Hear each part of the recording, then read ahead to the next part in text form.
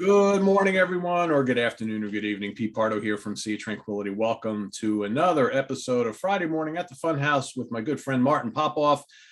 Morning, sir. How are you? Morning, sir. Doing okay. Nice and sunny out here in Toronto. Just got the winter tires on, so we're all ready to roll in that respect. So yeah. Raining, windy, and like 60 something degrees here in New York today. Oh yeah. What's going on? I don't know. It's really balmy. I got up this morning and I was like, man, it's like warm, even like in the house without like the heat on. It's warm. And I stepped outside. It's just like that warm wind flying all over the place. The leaves are flying all over the place. The rain is coming sideways. I'm like, what the hell is going on? I think tomorrow it's gonna be like 45 or something. So yeah. Whatever. The fall in the East Coast, it's crazy. So we've got a pretty interesting topic today. This was suggested by one of our viewers. The whole concept of who did it better, and this is going to be a two-part series. So basically, these major bands who had a kind of split with one of their members or what have you, and the one member went off to either go solo or start up a new band or what have you, and both entities are releasing albums for the next couple of years right at the same time and constantly being compared to each other. And I think this opened up the possibilities for a lot of cool discussion, a lot of cool bands that have had this happen. And I remember, again, we're going to talk about a lot of classic bands going back, 30 years or so. And I remember like the competition between a lot of these hot and heavy, and it split up the fan base in some instances where, some people followed the one faction or the other. And then I remember a lot of arguments back in the day among friends and whatnot are like, well, I think this album is better than his album, or their album is better than that album. And so we're going to talk about that today. So we've each picked out for each episode 5 kind of who did it better scenarios, and then we'll do the same in part 2. So I'll have Martin kick us off with his first kind of round of combatants here, however you want to call it. All right. So my first one, I'm going with MSG versus UFO, the Michael Schenker group versus UFO. So of course, Michael Schenker leaves UFO, and they get in Paul, Tonka, Chapman. They're doing okay. But what happens at this point is, so the first one from UFO, I did a Contrarians episode where I actually rated this my favorite UFO album of all time. I'm a big Paul Chapman era guy. But what this proves is that there was quite a bit of excitement around Michael Schenker. The first album is a little bit of an in studio, not really a band sort of situation. But the cool thing is he obviously had some currency. He had the good looks. He was a guitar hero. This is kind of before there really are that many new era guitar heroes. We've got basically Eddie Van Halen, and Michael Schenker's considered in this whole thing as a Ritchie Blackmore as well. But he eventually gets a lead singer, Gary Barden. And on this one, Paul Raymond comes over from UFO. So Paul is on this one. But he's gone when we get to kind of later ones. He's replaced by Neil Carter on these ones, and then later on, so later UFO starts to flag, and they lose Pete Way along the way as well. So UFO is kind of on a downhill slide. But Michael, again, we've got Chris Glenn in here. He gets a lead singer, bit of an unknown in Gary Barden, but as I say, Paul Raymond's here, Cozy Powell is here. So there is some excitement around Michael. People talk about him being, and this is an absolute classic when you get to the third one. And again, a little bit of an unknown singer in Graham Bonnet, but a little more known now because he's been in Rainbow. And then the drummer changes, Ted McKenna, but still he's on kind of an uphill swing. And, I would argue that you've got two just great running situations here where the reviews are still good, but you've also got a decline on UFO because they're even worse with the drinking and the drugs, and they're on their way down. And they eventually, the interesting thing that happens is they eventually end up with kind of crap like this in the late 80s. And what happens to Michael Schenker is it starts to go downhill with Built to Destroy. Wasn't recorded very good, a little bit poppy, loses Gary Barden, and then he's got Robin Macaulay in Macaulay. And those records are a little poppy as well. So at the same time, they both more or less fall out of the radar.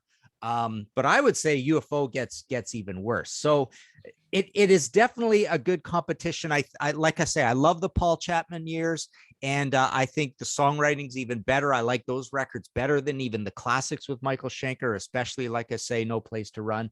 But also Michael at the same time, this is probably the best record out of the two pairings, really. But I would put No Place to Run up there as well. So there you go. Both doing amazing at the same time, and then both going downhill at the same time. UFO, Michael Schenker Group. Yeah, isn't it uncanny how the trajectory was almost identical with both bands, and then before you know it, you blink and they're back together again. Yeah, exactly. Which and is really the only way it on could have gone, too, right? Yeah, exactly. With Yeah, not great results. I mean, Walk on Water is pretty good, but then the other records with Michael, for odd reasons, they almost sound like Vinnie Moore records in a way. They're just not very good. But Walk on Water is really good. Yeah, Walk on Water is really good. Yeah, I like the Chapman era. Mm-hmm. I don't think I like it as much as you do, but I like those records. I think they're good. I think they're pretty underrated. For me, those first three Schenker albums are just pretty spectacular. It falls off a cliff from there. Although I like the Macaulay Schenker albums as well, but they're different. It's kind of like we're already in a different era, so to speak. But interesting comparison there. So I'm going to start off here. Black Sabbath and Ozzy Osbourne. So, of course, we know the story of Never Say Die. And basically, Ozzy was already wanting to leave the band even before Never Say Die came out. He came back into the band. They put out the album. The album wasn't a big seller. The whole band is, messed up on drugs and alcohol at this time. And finally, Ozzy's, basically gone for good. Well, for now. It's funny if that there's pictures floating around the net and what have you of him with a very early version of the Blizzard of Oz t-shirt, right? So he had that idea way before. This was during the Never Say Die time. So he had the whole idea of this solo band going for a couple of years. So he breaks from the band. They're basically kind of in limbo. They eventually hire Ronnie James Dio, fresh out of Rainbow, and Ozzy goes and puts together this band featuring, Bob Daisley and Lee Kerslake, obviously both Rainbow and Uriah Heep fame, and a young guitar player named Randy Rhoads, right? So we've got starting right off the bat, and it's just weird how like both of these acts were just releasing albums pretty much simultaneously for the next couple of years. So we've got, Black Sabbath busted out of the gate with Ronnie for Heaven and Hell, which, took their sound to a different direction. I think it was fresh for the 80s, big, fast, supercharged songs, great production. I mean, this is like the complete 360 from Never Say Die. And Ozzy comes out with Blizzard of Oz, which, both of these albums did really well. I think Ozzy started to gain more momentum as a solo artist because of the music, because of Randy, and then all of a sudden, the biting the head off the birds, all this kind of nonsense, which really had nothing to do with the music. But both pretty classic albums. You could argue that maybe the production on this isn't great, but there's some really good songs, and this is obviously a classic. Then we've got next year, right, 1981. So that was 81. We've got Diary of a Madman, which has better production. I think for me anyway, this is Ozzy's best album. And this kind of took the framework of Blizzard and fully realized, the band sounds just fantastic. Unfortunately, Ozzy would, Bob and Lee would be gone. He'd bring in Ruzi Sarzo and Tommy Aldridge. Sabbath then come out with their second album with Ronnie, which is Mob Rules, even different, bigger, beefier, stronger production values. They go out on the road. Both bands by this point are playing, larger arenas. Tragedy strikes. Randy dies in a plane crash. So we kind of have to retool a bit. And at the same time, Ronnie and Vinny Appice, who replaced Bill Ward, leave Black Sabbath. So here you have now all of a sudden both bands in kind of disarray. So what do we do? So then we've got and I didn't grab it, but then they release live albums. So we've got Speak of the Devil, which has got a brand new Ozzy lineup once again with Brad Gillis on guitar filling in for the short term for the loss of Randy. You've got Live Evil coming out from Black Sabbath. And I think there was a lot of talk at the time, and even more comparisons because Ozzy chose to play all old Black Sabbath songs on here. But sounding quite different because you've got Brad Gillis and his interpretations, which are way different than the standard way that you would hear these songs, right? With all the whammy bar stuff and the shredding, very different than the classic versions, right? So there was that comparison. Then, of course, Ozzy brings in another new guitar player in Jakey Lee. And we've got basically at the same time, we've got Bark at the Moon. And then in comes Ian Gillen for Born Again. But it's interesting, right around this time, and then, not too long afterwards, you've got the Seven Star album. Gillen's gone. You've got Glenn Hughes on vocals. Ozzy's albums now are all of a sudden starting to go platinum or multi-platinum. He's playing the big stadiums, and the Sabbath albums are starting to sell less and less. They start to play smaller halls, and all of a sudden you see the kind of Ozzy's trajectory going way up, and Sabbath starting to decline a bit. So that's kind of how that went. But you could talk about the quality of the records, what you prefer, what you don't prefer. I generally tend to side with the Sabbath camp when it comes to Sabbath and Ozzy, although I love a lot of these Ozzy albums. But for me, you look at specifically, I guess you look at these two versus the first two out of the gate from both pairings. And I mean, these are looked at by most people as kind of the best albums of this kind of period here. I don't know.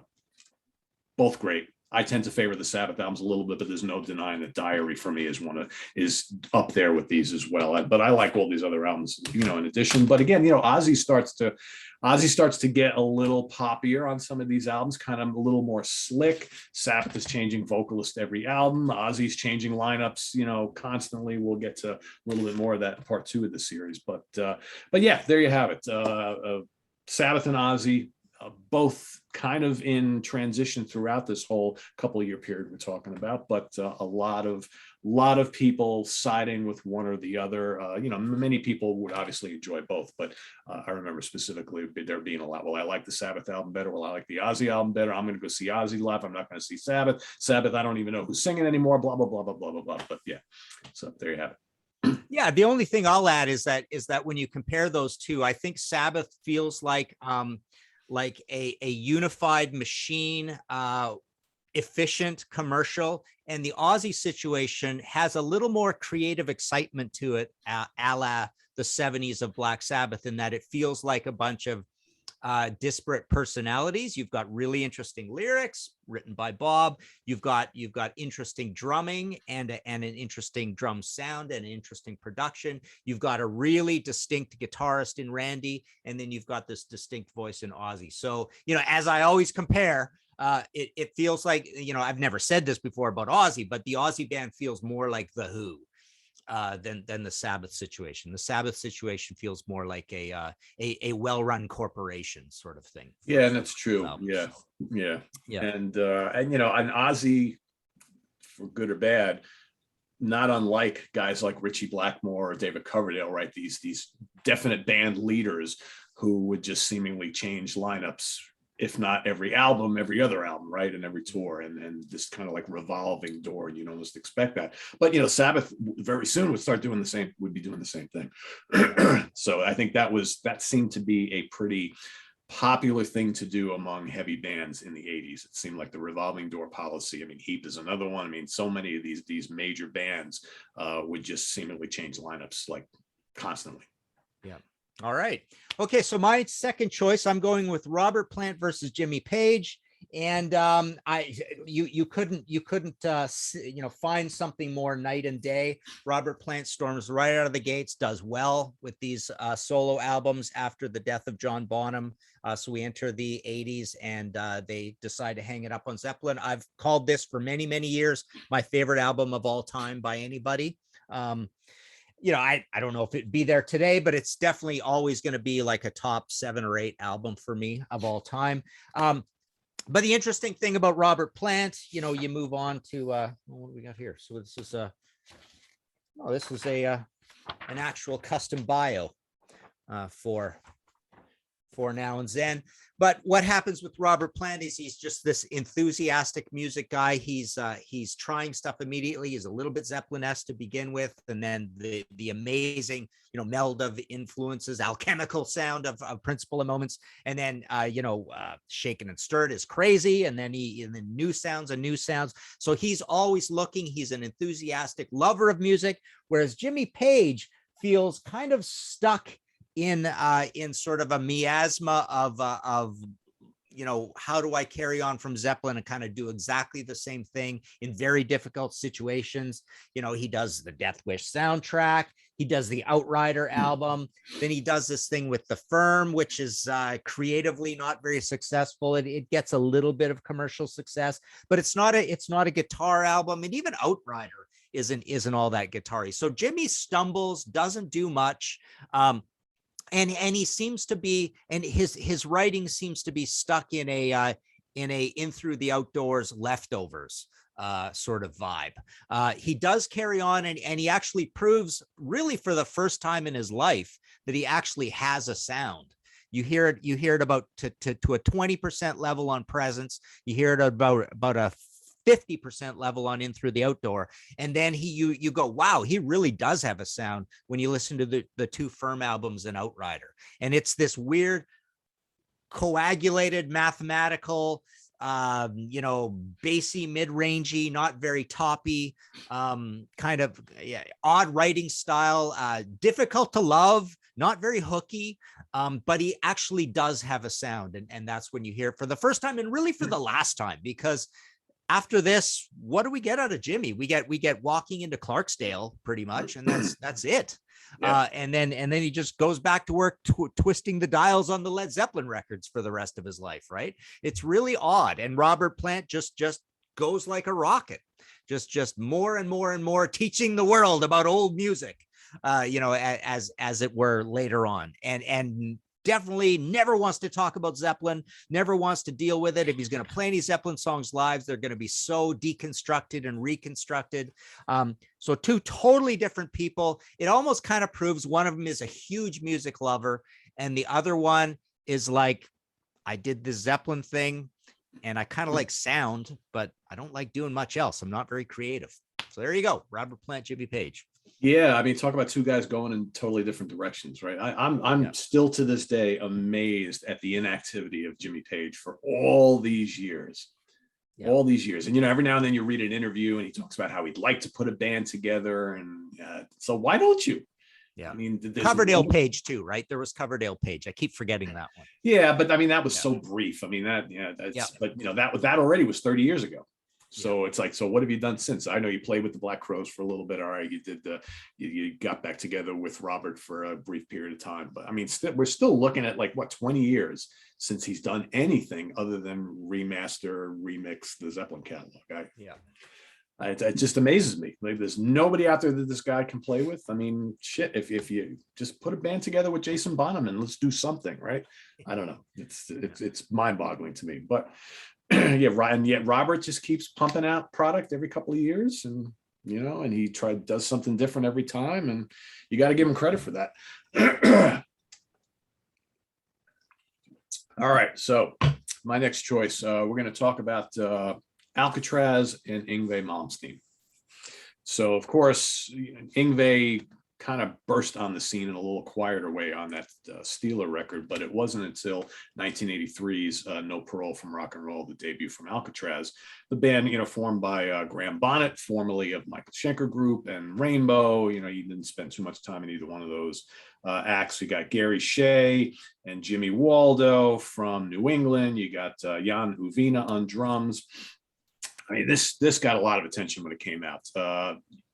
Bonnet had the name. He obviously was the big name in this band, although not a mainstream name by any means. But the guy sang with Schenker and he sang with Ritchie Blackmore, so that meant a lot. So he was kind of the thing that hooked you in. But once you actually played this, you've got this 19-year-old Swedish guitar kid who's just lighting it up on the guitar, playing these neoclassical runs. This album is very immediate. There's lots of hooks on here. The writing is great across the board. The playing is fantastic. So, I mean, everybody was talking about this. But of course, Yngwie, probably a pretty intelligent guy, was probably thinking, I'll use this as a way to get my name out there so I can do my own thing. I'm sure that was always the intent. So did the album, did the tour, released the live album. Then all of a sudden you got his first solo album, Rising Force, coming out. But I think, Martin, I don't know if you remember, I think by the time this came out, he was already officially out of the band, if I remember correctly, or did they release this in Japan first while he was still in the band? I don't remember the exact timeline, but here, and of course he's got a very young Jeff Scott Soto and the Johansson brothers with him. So, this comes out, and now all of a sudden everybody who got excited by this can hear Yngwie unrestrained doing like mostly instrumental stuff, a couple tracks with vocals with Jeff. But, this blew more minds than that, because now all of a sudden you had that true bona fide next guitar hero, because we had Eddie for all those years. There really wasn't anybody else who was kind of like challenging him for the new next big guy, other than maybe Randy Rhoads. But of course, Randy wasn't with us that long. So here you had this guy who was doing something completely different. He wasn't doing the crazy tapping thing and all the whammy bar stuff. This was mainly these, Paganini style neoclassical guitar solos, and lots of them. So he puts this out. Graham goes and gets, fresh from Frank Zappa's band, Steve Vai, okay, which again, you can't get someone any more completely different than Yngwie to go into Alcatraz. So they released the album. This is like this 2-on-1 I have, Disturbing the Peace, which is the next album of Alcatraz with the new guy, Steve Vai. And for the most part, doesn't get a lot of attention, even though I think it's a pretty fine album. There's some good stuff on there. It's not the classic that the first album is. And Alcatraz all of a sudden starts kind of like falling by the wayside. Meanwhile, Yngwie follows that up pretty quickly in 1985 with Marching Out, which is the big, all right, we're going to do a whole vocal album here, a couple instrumentals, but now Jeff Scott Soto singing on the entire album. Great gothic neoclassical metal. This is an absolute classic. It's my favorite album in his catalog. And now Yngwie is now, out on tour with his band, playing, mid-size arenas or opening up for the big boys, and all, Yngwie now all of a sudden is the new guitar hero, firmly planted. Vai doesn't stick around with Alcatraz. Of course, they get in Danny Johnson, who of course has played with Rick Derringer and various other things, and they put out the Dangerous Games album, which kind of sinks without a trace. I don't remember anybody talking about that in 1986. And Yngwie continues on, of course, in typical fashion, like we just talked about before with Ozzy. Yngwie's going to get a new band, new singer every time out of the gate. Trilogy comes out in 86. He's got Mark Bowles on guitar, on vocals, who did a short stint with Ted Nugent. So again, he's got somewhat of a name, but not. And this kind of continues on, this big, grand, kind of like gothic metal, sort of power metal-y with lots of guitar solos type of thing. And he eventually would get, hooked up with Joe Lynn Turner for the next album. And then, Alcatraz basically is no more by this time. So I think in this instance, who did it better?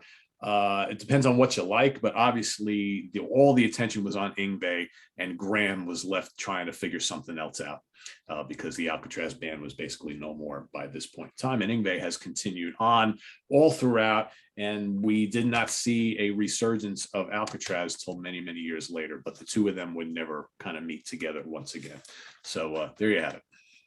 Yeah, it's funny. It's almost like normally it's the vocalist that is the brand, and with Yngwie, he's such a distinct guitar player and just so in your face with what he does. He was able to be a brand throughout all that stuff. And then Graham, it's almost like he ceded some of the brand territory first to Yngwie, then to Steve Vai, not really to Danny Johnson. But the brand didn't really stick through all that, because he happened to have these two really distinct guitarists, and then one where, you could say that the brand kind of shifted back to Graham, but like you say, at that point, nobody was caring, and then it was all over. So, and now you've got the Alcatraz band carrying on without him, which, is a little strange, although the album's pretty good, I will say. But it's just kind of weird listening to an album that's branded Alcatraz and hearing Doogie White. As much as I like Doogie, it's almost like, you hear an Alcatraz album, you expect to hear Graham, because that to me was always his band. So it Yeah. gets even weirder, right? And it's funny, the new Alcatraz, if there's any brand to it at all, it's now the guitarist again. Yeah, it's the Joe Stump. neoclassical shredding. Yep, because Yeah, that's for yeah, two in a absolutely. row and really in your face and relentless. Yeah. So now the brand is the guitarist, and Graham does have his own band where he is the brand, and it's really good too. The Graham Bonnet Band, right? Yeah. Yeah. Terrible name of the band, but whatever. So yeah. All right, my next choice is Sammy Hager versus Ronnie Montrose. So the story here, I think the lesson here. So there's the classic debut. I think the lesson here is perhaps there was only enough talent in that band to be great, to have lightning in a bottle if they stayed together, kind of thing. Because what happened is, after this, you get the Paper Money album where Sammy is still there. You've got this distinct new young singer. He looks great. He sings amazing. He can write lyrics. He can write music. He's a really talented guy on his own, but the synergy where the sum is greater than the parts happens right here on a monumental album that eventually goes gold, one of the heaviest albums of the 70s, American, beautifully produced. But what happens is the egos clash, and it's really Ronnie's ego more than anything. Ronnie wants to sing a song on Paper Money. He wants to change the band already because he's fearless creatively in that way. But soon as Sammy is gone, Montrose goes downhill because they get in a singer who really doesn't take over the same way Sammy did. And again, Ronnie is just changing things up way too much. Warner Brothers presents, jump on it eventually, and then it's kind of over. And then Sammy at the same time doesn't really have a band. He's changing members all the time. He's doing covers. We don't know if he's a hard rocker or if he wants to be like, I always figure you're going to like those Sammy Hager albums more if you consider him a heavy version of a John Mellencamp or like a Midwest rocker rather than a heavy rocker. And that's why we were always frustrated with those albums. But quite simply, both bands completely struggle for quite a while. And Sammy doesn't have the greatest situation during the Capitol years. But then Sammy turns the corner because he's working hard. Him and his band, they solidify. You've got, the Electric Bill Church in there, and they continue on. They get a Geffen deal, and they start getting some hits. They have songs in movies. They have these singles that are pretty good. If you keep flooding the market and if you keep writing, you'll eventually have some hits. But producers help out. Keith Olsen being on Geffen, so they start having some success. And Ronnie actually puts together Gamma, and they have a lot of creative success because those are masterpieces, those records. We're kind of in the realm now where all three of them are considered masterpieces, right? They're considered really good records. But it's funny, never the twain shall meet. He has a great lead vocalist as well at this point in Davey Pattison. So at that point, I absolutely, Gamma is way better than Sammy Hager, I think, as a band at that point. And then in the early days, like I say, Montrose, but then when they both separate, neither of them are that great for quite a while. So I think the lesson here is, don't mess with gorgeous chemistry, right? You've got two absolute superstars in the band at this point. But soon as you broke it apart, they both struggled. Yeah. Could you imagine if they kept that lineup in check and that the follow-up album was, in the same vein as the debut? I mean, that band could have taken over the world, right?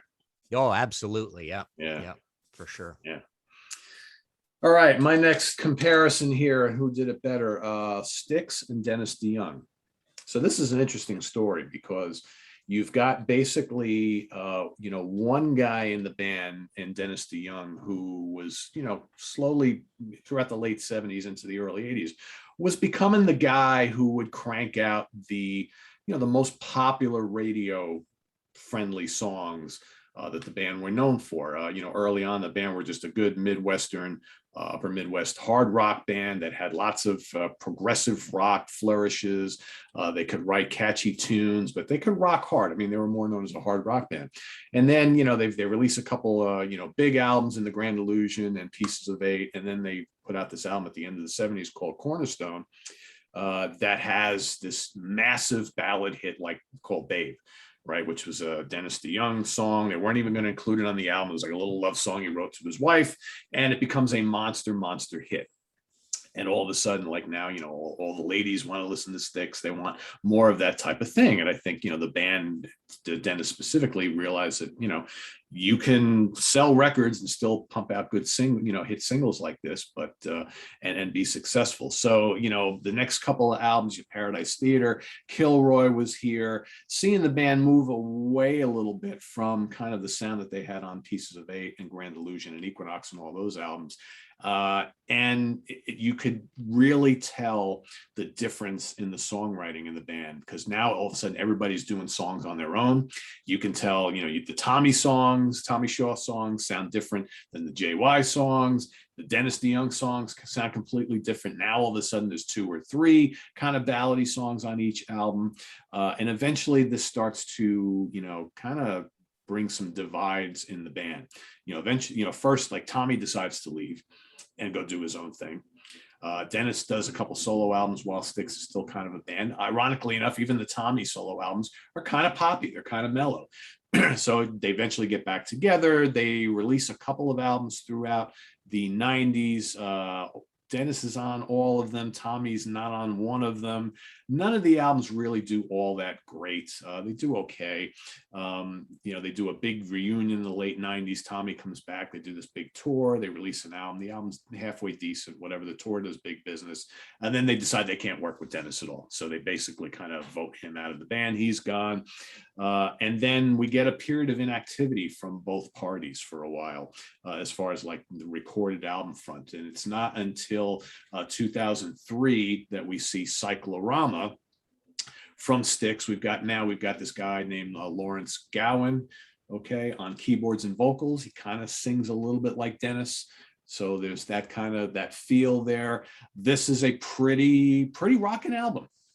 Pretty underrated album. I think it was mainly ignored at the time. I mean, this came out on CMC International, which really wasn't doing any bands any favors, but it proved to be a home for some of these legacy hard rock acts.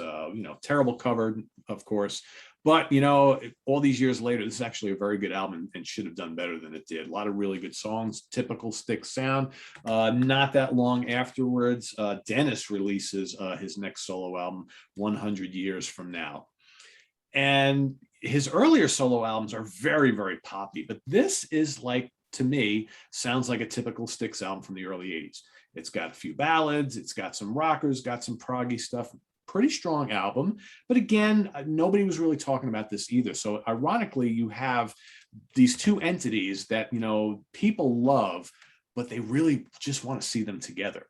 So the general public is kind of saying, yeah, we're going to ignore both of them to an extent. We just want to see them together. And then, of course, the band comes out, Styx decide they're going to not record any new albums for a number of years. They're like, nobody buys new music anymore. But that starts to change. They released the Mission in 2017, which gets a lot of attention. It's a return to their roots, to their classic sound. It's very proggy, very memorable songs. All of a sudden, wow, Styx is getting back to doing, classic Styx type material. They followed that up recently this year with Crash of the Crown, which kind of is like the Mission Part 2. Meanwhile, while all that is going on, Dennis decides to release a kind of like 2-part album series on Frontiers Records called 26 East Volume 1 and 2. This is Volume 2, which again, for the most part, sounds like classic Styx, except with him singing everything. You got some ballads on here, you got some mid-pace rockers, you got some kind of progressive stuff.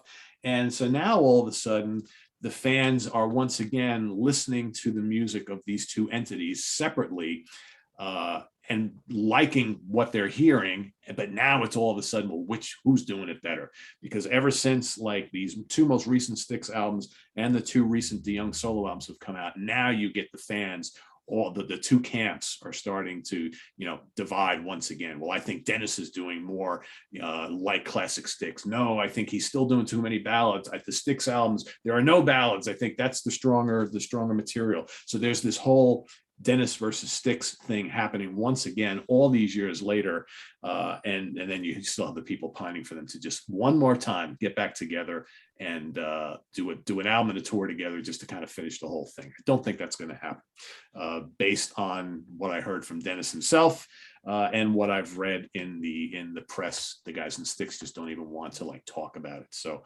but interestingly enough, in the latter days is where all of the who does it better or who did it better is happening now, as opposed to back when they first kind of split up. So it's weird how that's happened. This is a little bit different, I think, than some of the other scenarios we've talked about. So, but an interesting one nonetheless. Yeah, both huge talents. I mean, Dennis is such a great singer and song guy and lyricist, everything, right? I mean, he just loves music and he puts it together so well. And now you've got two great entities, both firing on all sixes. And, this whole thing about, should Dennis go back into Styx for whatever, it becomes a moot point because Styx has such a strong wheel in Lawrence Gowan, right? I mean, he's so important to that band. They just don't need a Dennis, and neither really need each other. And this way we get two sets of great records coming out at the same time. So. Yeah, it's just interesting. And I think a lot of the people that I see who are taking Dennis's side in this whole thing, he is a founding member. And that means a lot to a lot of people. And even though JY is a founding member as well, he's not the driving force like Dennis is. And I think Tommy Shaw, who's, been in the band since Crystal Ball, I mean, that's a long time. He's not a founder, right? So in a lot of ways, the issue seems to be between Tommy and Dennis. That seems to be where it's at. And there are people who are always going to take Dennis's side over Tommy because he put the band together. So yeah, cool. All right. Okay, my next choice, and I think I have kind of a new way to talk about this as well. Whitesnake versus Gillen. So what's interesting about this situation is that so in both cases there is no Deep Purple at the time. They're both ex Deep Purple lead singers, Ian Gillan and David Coverdale. What I think happens with this band, let's start with this band first of all, Whitesnake, is I think David Coverdale continues on, giving us examples and representation of his personality and his things he likes to sing and the music he likes to sing it to, which you started getting on Burn and Stormbringer and Come Taste the Band and his two solo albums, Snakebite and North Winds. And then when you get into Whitesnake, you actually have a band that is kind of a carry on from Deep Purple and also has Deep Purple members in it. So they are kind of the replacement for Deep Purple. But they are doing that bluesy rock and roll boogie woogie thing, which I think is an extension of David's personality. What you get with Ian, I think, is not an extension really of his personality, except for the fun-loving drunkard and wordsmith, right? That's the kind of thing, the marauding band of cavemen marauding around a very limited space because they become a quintessential English mainstay, but they don't really spread their wings and have much of a career that goes out beyond England. And they participate in the new wave British heavy metal with all those, picture sleeve singles with non-LP B-sides and patches and all that kind of thing. I remember I got a patch in my Sleeping on the Job single. But I think the interesting thing is that Ian almost cedes territory, maybe because his ego does not need to be fulfilled as much, but he cedes territory to this very, very interesting and complex and strange band, again, like the Who, with Mick Underwood is very distinct drummer, and you've got Bernie Torme, dirty punk rock guitarist, and you've got Colin Towns, the crazy Ray Manzarek of the band, and John McCoy, with the big bass sound. So who did it better? I think Whitesnake is the more conservative and serious band and well recorded, working with Martin Birch, things like that. Very polished production values on those records. But Ian is the band that just wants to be on a creative, like I say, drunken, lovable rogues tear. And I think you get a lot more excitement with the Gillen catalog. But I think that the Whitesnake catalog is a lot more accessible. So I would say who did it better in this case. I mean, I love every single one of these Gillen albums to death. They're one of my favorite bands of all time. I would say Ian Gillen does it better, and he's more creatively fearless about it. Yeah, and how interesting is it that neither one of those bands made a dent here in North America until that Slide It In album? I think one of the biggest injustices in music history is the fact that the Gillen band, just nobody here knew who the hell they were. I mean, Whitesnake to an extent, sure, but Whitesnake made it big here. But I mean, Gillen couldn't even get arrested here. And this is a guy that everybody knew. I mean, obviously, Deep Purple were pretty huge here. It's crazy how those records were just ignored in this continent. Crazy. And so many people to this day still who have never heard any of those albums. Yeah, well, like I say, they're not very accessible, and of course, the door slams shut with a hard slam when Deep Purple gets back together as well. So we it was ended, whereas Whitesnake, of course, continued on, and they found ways to make their assault on America. Yeah, that's a good comparison there. All right, next up, Genesis and Steve Hackett. So obviously everybody knows Steve Hackett was the guitar player in Genesis, starting with the Nursery Crime album. And then after Wind and Wuthering, he decided that it was time for him to leave and go do his own things. And mainly because he was bringing, Steve was becoming a pretty good songwriter, had a lot to say that he wanted to say within Genesis. And basically, most of his songs that he presented for those last couple albums, Wind and Wuthering and Trick of the Tail, were basically rejected by Tony, Mike, and Phil. So while he was still in the band, he released his first solo album called Voyage of the Acolyte, which, many consider perhaps his best. But what's really interesting is that this album just sounds like a Genesis album. And it's just hard to imagine why the guys would reject some of this material. In fact, half of the band even played on this album. It sounds like a Genesis album, and these would have been great Genesis songs.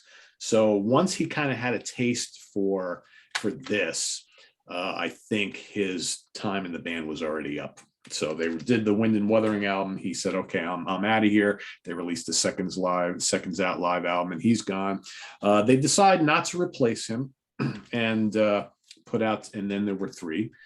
So basically now you've got Mike Rutherford, who's going to do all the guitar parts, not really known as a guitar player up until then. Only plays 12-string guitar and bass, but he's going to do it all on here. Pretty good album. You're starting to see a little of the pop coming into their music. At the same time, you've got Steve is putting out his second album, and that was 1978, Please Don't Touch, from the same year, the Steve Hackett solo album. And again, very Genesis sounding. A lot of really intricate stuff on here. More importantly, you're hearing lots of his guitar playing, whether it be acoustic or classical or electric. And, they let him play in Genesis, but it wasn't until he started releasing these solo albums that you're like, wow, this guy is really, really, really good. And you start to wonder, it's like, how much were they really holding this guy back? Because he obviously can write the songs, and he's a damn fine guitar player. So all of a sudden, as he's now unleashing his vision onto the world, Genesis are starting to go even poppier. So you've got, Duke, which for many might be the last truly progressive rock release from the band, a fine album, but again, just the trio there. Then you've got Hackett is putting out Spectral Mornings right around the same time. Many consider another one of his great albums. Then the band go with Abacab, and you're really starting to get more poppy. Steve is continuing to put out these really cool proggy albums, Defector, with all sorts of great guitar work. He's got a band, but he brings in these guests. He's got Steve Walsh from Kansas appeared on the other album and what have you. But ironically enough, like right after this album, he releases an album called Cured, which is really, really poppy. And all of a sudden, of course, Genesis, we know where they go after Abacab. And then all of a sudden, here we are in the early 80s, and both entities seem to be doing that kind of moving away from prog and doing pure pop. Thankfully, Hackett would return to progressive rock shortly thereafter. And he's pretty much stayed in that zone through the rest of his career, while, Genesis became pretty much a pure pop band and then broke up. And then, we've seen spits and spurts from them over the years doing tours and whatnot, but not a new album for many, many years. While Steve, every so often, does these Genesis revisited albums and tours where he goes out and plays all of the classic Gabriel era and early Phil Collins era Genesis classics like we remember them. And I think that has brought him even more fans who kind of really long for that early proggy Genesis material. And now, he plays it the way it should be played. He's got his band. He's got Nat Sylvan on vocals, who kind of sounds like Gabriel. So it's like most people now look to Hackett's solo band when they want to get that itch scratched for the early Genesis catalog. So, and of course, Genesis is out on the road now with Phil in the chair, kind of struggling to get through each show and, playing a few old classics, but mostly playing the big hits. So there you go. Yeah. And I almost feel that when these guys go to their graves, and afterwards, and people look back on the legacies of, the absolute music purists who put all the garbage of what did better aside. I have a feeling Steve Hackett, out of basically Steve, Phil, or Peter Gabriel, is probably going to be regarded as the guy who has the best catalog that's ever been. And Peter Gabriel in a concentrated way, the Genesis stuff and the Peter Gabriel stuff, but he soon stretched out and out and out, and the record stopped coming, kind of thing, right? So in a way, maybe the most exciting run out of all of this by anybody might be that melted face security period of Peter Gabriel. But when these guys look each other in the eyes with honesty, in their 70s and sitting around having a few drinks, I think the coolest guy out of all of them is Steve Hackett. Yeah, and pretty quietly so, right? Because he doesn't get the attention. Obviously, his records don't sell a hell of a lot, but man, you listen to them. He's got so many of them. Very artful. They're just well crafted. The musicianship is absolutely stellar, and he shows like all different sides to his playing. He's released some classical albums, which are just mind-bogglingly good. All these kind of proggy albums. He's got one or two like blues albums. So he's done a lot of different things, and it just goes to show you that as great as those early Genesis albums are that he appeared on, we never heard the full Steve Hackett palette and everything he was capable of in those albums. So we've had this discussion on the prog scene many times. It's like, was Tony Banks and Michael Rutherford and Phil Collins holding him back? We know that they wouldn't, allow a lot of his songs on the albums, but when you really think about it, he really even wasn't playing all that much on those albums. Sure, you get these little solos here and there and these textures and things, but man, you listen to some of the solo work and you're like, this guy could do it all. It's like, were they holding him back all those years? And look at the the trademark thing. He's one of the innovators of tapping. And he's also a beautiful Spanish acoustic guitar player. And I would say that, in later years, he's proved himself to be the equal as a vocalist as both Peter and Phil. Not so much in the early years. It was a little wobbly to begin with. Yeah. But in later years, I think he's just as good as those guys ever were. So again, out of Tony, Mike, I think they're distant fourths and fifths out of this comparison. But I think Steve, people would say the body of work, combined with Genesis or not, or solo, whatever band you're in, I think the body of work that is the best body of work is the Steve Hackett one. Yeah, it's pretty consistently good all throughout. Yeah, and there's so much of it. So yeah. All right.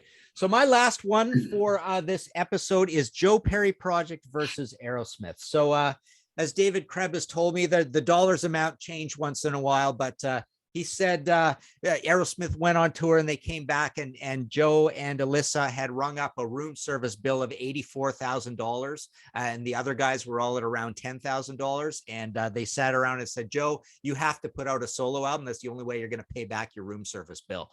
So that's how the Joe Perry Project started. And in 1980, they put out a barnstormer of a classic, Ralph Mormon singing. I love this record to death, start to finish. I've always considered this a 10 out of 10. But things sort of slowly go downhill. This one's not as good. It's quite scrappy, but it's pretty cool and dangerous. It's a little New York Dollsy, lightning in a bottle, right? And then the wheels fall right off. I always consider this to the Ricky Medlock and Blackfoot album.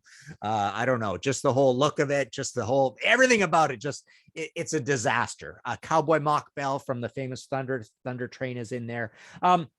So what does Aerosmith do during this time? There's really only the one record, and it's a really good record, Rock in a Hard Place. So, in terms of a comparison, I would say Aerosmith maintained their high standards despite, drug and drink problems and having to switch out two guitarists. But this is a great album. Most Aerosmith fans really like it a lot. I like it a lot. And then what happens is because both crash so in flames because there's no success with this record, it doesn't do very well, and they're terrible live because Steven is in the worst state possible. And with the change in management from David Krebs to Tim Collins out of Boston, there is a complete rethink, and they figure let's get the guys back together, and then the rest is history. The first album is kind of a creative and commercial failure, done with Mears, but then the first one for Geffen, but then they became a massive huge fan again. So yeah, Joe Perry almost it almost kind of proves he is a real kind of dangerous, creative New York Dolls kind of guy, a downtown New York, Albert Bouchard kind of guy, Alan Lanier kind of guy, Johnny Thunders. And he kind of proves that in the scrappiness of his entire solo catalog, because later there's two more albums which are both considered kind of disasters, really, in later years. But when it works amazing, and it absolutely worked on this record. So yeah, there you go. I would say Joe was great for one. Aerosmith continued on. The Aerosmith's never really slipped in the quality till later years, but that's another story. There you go. You can almost throw the Whitford St. Holmes album in there too and make it a three-for, So yeah, all of that stuff happening right around the same time. Yeah. Yep. All right, my last one today. I'll keep this one kind of short because there's not a ton to say about it. But so we're going to go back to Ozzy. Ozzy and Jakey Lee. All right. So, of course, as we talked about earlier, Jakey Lee was the official permanent replacement after the death of Randy Rhoads, and they released the two pretty fine albums, The Ultimate Sin and Bark at the Moon. Although, both albums saw a little bit of shift from the kind of material we got on the Blizzard of Oz and Diary of a Madman. But I mean, most folks were pretty accepting of Jakey Lee. I thought he did a fantastic job on both albums. He was great live. He had the look, he's a flashy player, right? Got all the chops in the world. But as we have known about Ozzy all throughout the years, Ozzy has, had problems keeping guitar players for one reason or another. And basically Jake got fired from the band.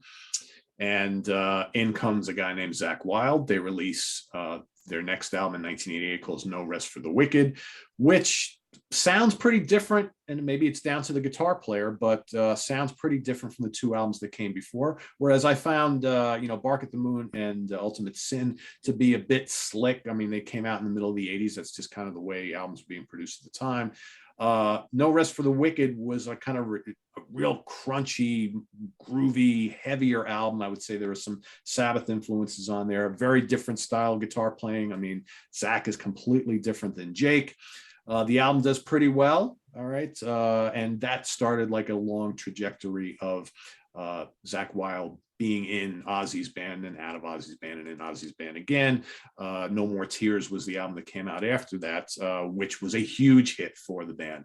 But again, similar type sound. At the same time, so here you got Jake is got to kind of retool and regroup himself. And he decides to put together another band, kind of a super group with Ray Gillen, who is kind of fresh out of Black Sabbath briefly. He was also in the early incarnation of Blue Murder. More about Blue Murder in our next episode. So you've got this band called Badlands, which comes out in 1989. So roughly about a year after No Rest for the Wicked.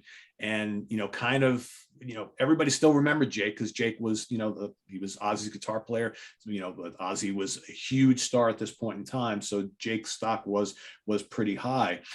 This album did pretty good, but probably could have done better. And it's really, and Martin and I have talked about this before. I mean, this is an album, 1989, that for me had all of the elements to be a huge album, huge band. Did it come 1 or 2 years too late, perhaps? Because I mean, you know, Whitesnake was really big just 2 years before this. Whitesnake released Slip of the Tongue same year. That did pretty well. But I think we're already kind of going out of that wave of this type of music. And they released this. It does fairly well. They tour, they release Voodoo Highway. Before you know it, the band is pretty much done.